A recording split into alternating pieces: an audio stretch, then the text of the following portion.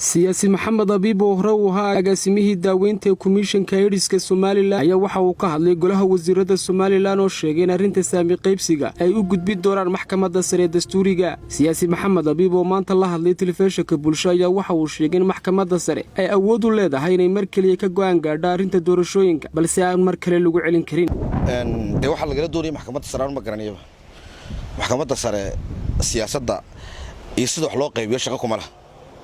horena waxa uu qaybisay oo ay dadka ugu qaybisay mas'uuliyadeedii iyo waajibaadkeegana maaha oo wati sharci yaqaanadu ay ka hadlayeen maxkamaduna mar un bay qaraar soo saartaa. maxkamadda dastuurigii mar un bay qaraar soo saartaa. qaraarkaana 2005 way soo saartay oo ay tiri waxa weeyaan xeerka ma aragtay maanta kaliyaata ha lagu galo doorashada. marka waxa ka fiicneed inta uu madaxweynuhu iyo golaha wasiiradu ay u gudbinayaan barnaamijkan imika taagan madaxweynaha horteed qaybiyay oo ku qaybiyay isfaham ay bulshadu raalli ku wada ahayd waqtiga dadka maanta doorashada in sida lagu galo diidana maalinta waxa ku liqeen hal qodob ah waxay maanta kaliya lagu galiyaa in mas'uuliyad darrada iyo fashilka hay'adihii shaqada ku lahaa shaqada lahaa ay ku fashilmeen shaqadoodii maxkamadda lagula galgashaana waa sharci darro kale waxa weeyaan haddii la rabo oo sasas in la sameeyo maadaratay lagu fashilmay in la sameeyo maxaa la yiraahdaa tirkoob in bulshada loo sameeyo lagu fashilmay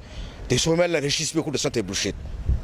heshiis qabaliye ku dhisantahay heshiis goboleed bay ku dhisnaydo halka lagu heshiiyay maantana waa laga heshiin karaa xisaab kale ha keenan taas shaqan mayse markaaga sabab qaabkeedu aragtay in doorashooyinka ku qabsami karaan arrinta saami qaybsigana laga gudbo anu waxaan u qabaa Soomaalidu waxa tiraahdaa hadii dayax la waayo xidigaha lagu gudaa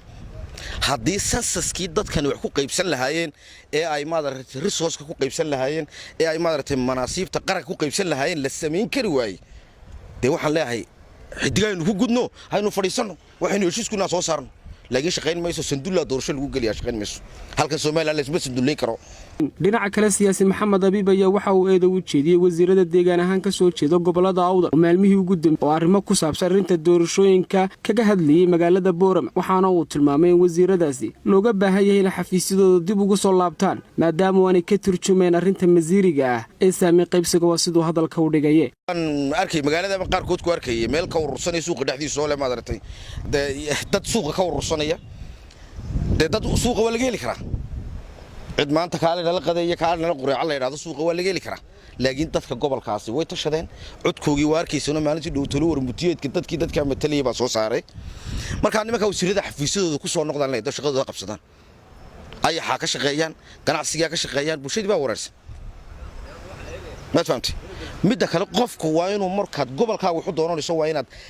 gashi aad gashataa fiican dhammaan wasiirada gobolka soo jeedi mashaariicdii ka bixiyeen wasaaradahooda qof ka soo jeedo gobolka ma aysan maalinta ku adkaatan oo yaacayaan marka doonayso dadka inaad Britolay wax ku taraan waa inaad mashaariicda iyo waxaad hayso gashato gobolka markaas dadku ku dhageysanayaan oo dad helaysa awdiyasad ku yeelanaysa gobolka xogagal baa unay mashaariicday bixiyeen dhamaantood inaanay qof gobolka soo jeeda aanaysan markaas soo Boorama ugu dhax baroortaa ma jirtay iyaga wax leen xafiisyadeen ku soo noqda. محمد آدر إسماعيل محمد شغلان وررك بلشو هرقيس